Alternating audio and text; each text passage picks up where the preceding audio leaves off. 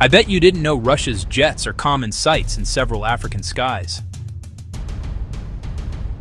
Egypt operates Russian MiG fighters in multiple squadrons.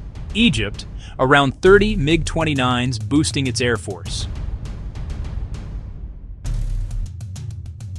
Algeria operates Su fighters for regional air power. Algeria bought Su-30 MKA heavy hitters for regional deterrence. Quick map check. At least 5 African nations operate Russian aircraft. Sudan reportedly received MiG-29s via military cooperation.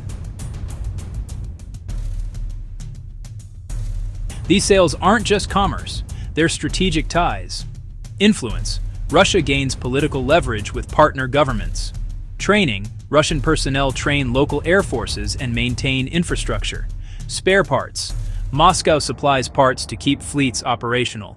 Counterterrorism support, joint operations, and intelligence sharing.